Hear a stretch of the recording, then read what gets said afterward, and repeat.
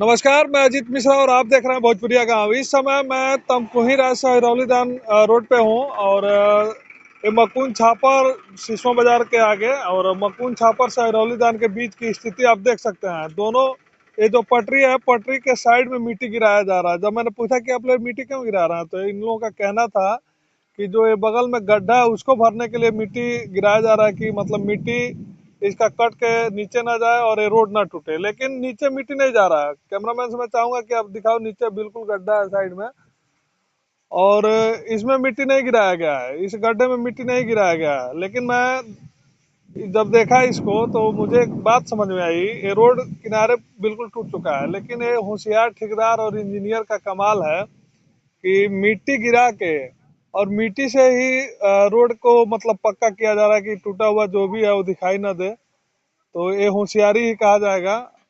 ठेकेदार और